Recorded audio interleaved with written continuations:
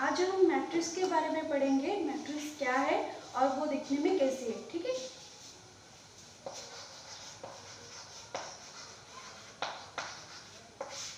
पहले तो हम ये देखेंगे कि मैट्रिक्स के दिखने में कैसा है। वो एक आरो जैसा है। आरे जो हम जानते हैं, एक रेक्टेंगल आरे लेंगे, उसमें क्या करेंगे, हम एंट्रीज करेंगे कुछ एलिमेंट्स। ऐसे सपोज हम ऐसे लिख लिए 1 2 3 4 5 6। हम एक क्या किए, एक रेक्टेंगल का आरे लिए, फिर उसके बाद हम जो एलिमेंट्स है उसको हम ऐसे एंट्रीज कर लिए, तो उसको हम मैट्रिक्स कहते हैं। लेकिन यहाँ पे हम स्टैंडर्ड मैट्रिक्स के बारे में देखेंगे, और स्टैंडर्ड मैट्रिक्स के बारे में वो कैसे देखने में कैसे होता है।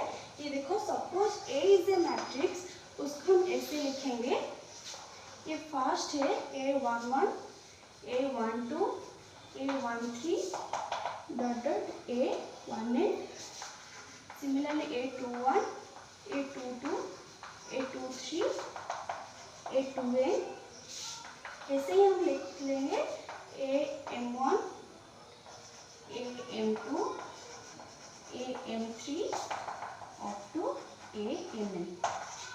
यहाँ पे देखो कि यहाँ पे जो हम एक मैट्रिक्स लिए इसको, दोस्तों यहाँ पे देखो ये एक मैट्रिक्स है, उसको हम स्टैंडर्ड मैट्रिक्स भी कहते हैं। इस मैट्रिक्स में क्या है, अगर यहाँ पे देखो कि इस मैट्रिक्स को हम ऐसे भी लिख सकते हैं, Aij, इसका मतलब m प्लस n। यहाँ पे मैं m प्लस n क्यों लिख रही हूँ, देखिए पहले हम ये देखेंगे कि इस मैट्रिक्स में क्या क्या है। इस मैट्रिक्स में रो क्या है, कॉलम क्या है, तो एंट्रीज क्या है, इस बारे में पहले हम देखेंगे। तो यहाँ पे जो हम आप जितने भी एलिमेंट्स देख रहे हैं उसको हम इस मैट्रिक्स के एंट्रीज भी कहते हैं और एलिमेंट्स भी कहते हैं।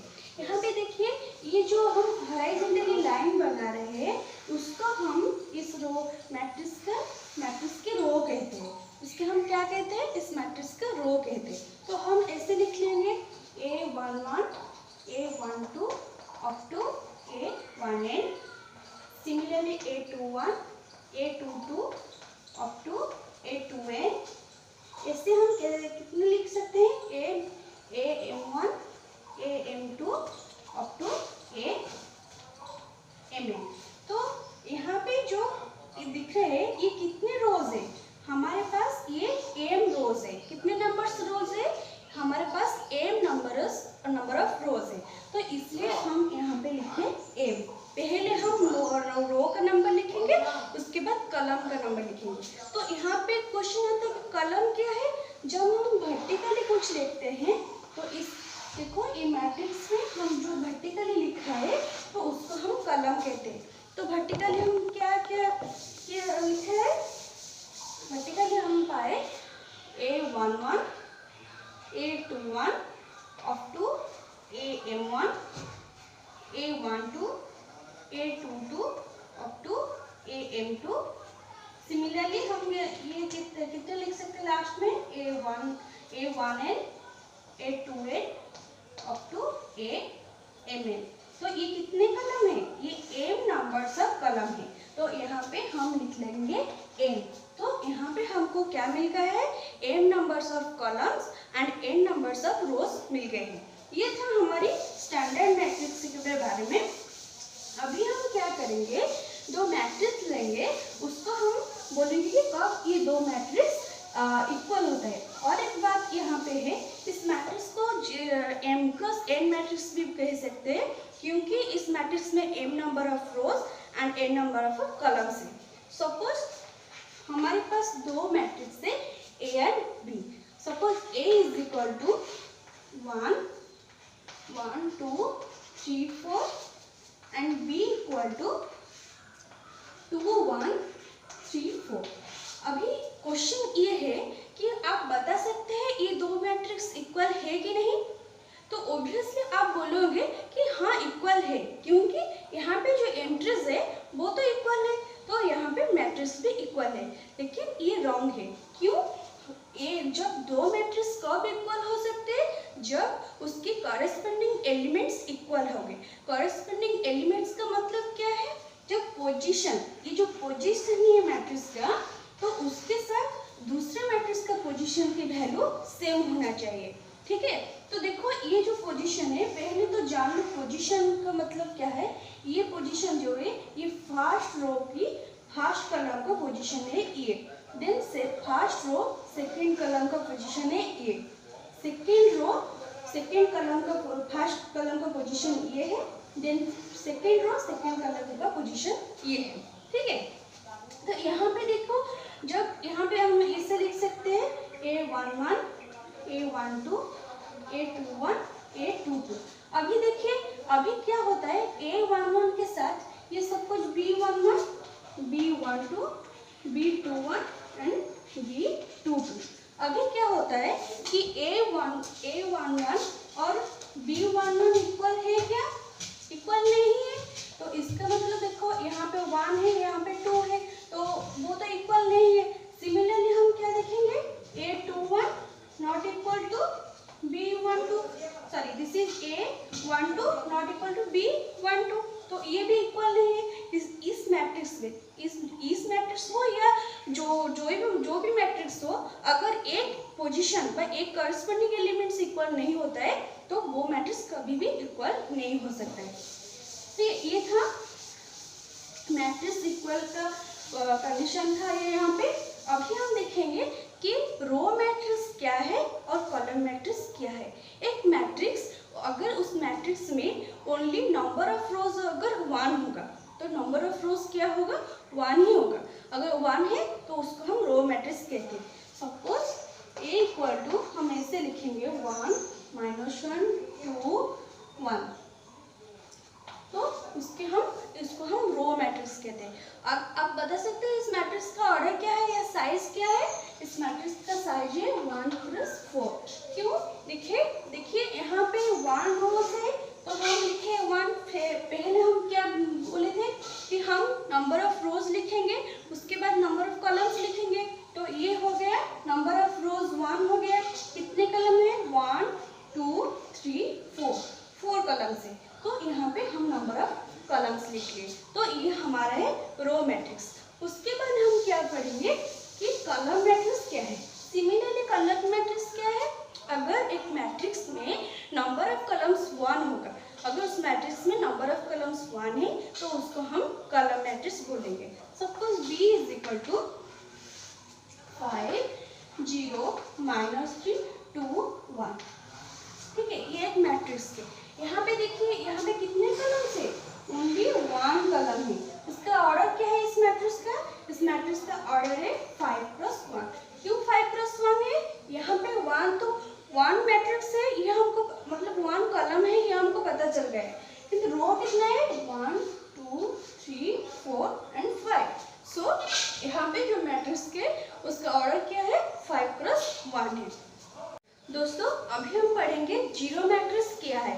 जीरो मैट्रिक्स यहाँ पे देखेंगे हम जीरो मैट्रिक्स, इसका मतलब क्या है, हम एक मैट्रिक्स लेंगे A, अगर उस मैट्रिक्स के अंदर जितने भी रो या कॉलम्स हो सारे कॉलम्स और रो में जीरो ही प्रेजेंट होगा। इसका मतलब क्या है, सपोज यहाँ पे हम एक 3 + 3 मैट्रिक्स लेंगे तो यहाँ पे 3 रो एंड 3 कॉलम्स है, तो इस 3 रो एंड 3 कॉलम्स से हम क्या लिखेंगे, उसके एंट्रीज ऑल एंट्रीज आर 0।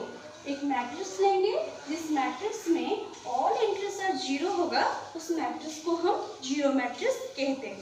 ठीक है, अभी यहाँ पे मैं बोल रही कि इसको हम जीरो मैट्रिक्स कहते हैं। अगर एक मैट्रिक्स लेंगे, suppose A is A matrix, उसको हम ऐसे लिखेंगे Aij m + n मैट्रिक्स है। अगर इस Aij belongs to real number, अगर एक मैट्रिक्स के सारे एंट्रीज अगर रियल नंबर से बिलोंग्स करता है तो उस मैट्रिक्स को हम बोलेंगे रियल मैट्रिक्स। उसको हम ये बोलेंगे रियल मैट्रिक्स। इसका मतलब क्या है, यहाँ पे A is a real matrix है। सिमिलरली अगर Aij belongs to complex number, अगर Aij कॉम्प्लेक्स नंबर से बिलोंग्स करता है तो A is a complex matrix. ठीक है, A को हम क्या बोलेंगे, A is a complex matrix. So अभी एक एग्जाम्पल, छोटी सी एग्जाम्पल कराएंगे। Find x y z such that x plus y, x minus y, 2z plus t, z minus t equal to 3 7 1 5। ठीक है, ये एक मैट्रिक्स दिए है कि हमको यहाँ पे x y z t का वैल्यू फाइंड करना है। तो उसको हम कैसे फाइंड करेंगे, मैं अभी बताई थी कि जब दोनों मैट्रिक्स इक्वल होगा तो उसके कॉरेस्पॉन्डिंग एलिमेंट्स भी इक्वल होता है। तो यहाँ पे कॉरेस्पॉन्डिंग एलिमेंट्स क्या है, यहाँ पे x प्लस वाई किसके साथ इक्वल होगा, 3 के साथ। Similarly x minus y is equal to 1, 2z plus t is equal to 7, z minus t is equal to 5। ठीक है, अभी इस हमको इक्वेशन मिल गया है, तो इसको हम कैसे सॉल्व करना है हमको पता है। यहाँ पे देखो, अगर यहाँ पे मैं लिखूंगी कि x is equal to 1 plus y, तो s का वैल्यू मुझे मिल गया है। यहाँ पे मैं s का वैल्यू पुट कर लूंगी, तो 1 plus y is equal to 3। So ये हो जाएगा 1 plus 2y is equal to 3, then 2y is equal to 2, then y is equal to 1। यहाँ पे y का वैल्यू हमको मिल गया है, तो यहाँ पे हम पुट कर लेंगे x is equal to 1 plus 1, then x is equal to 2।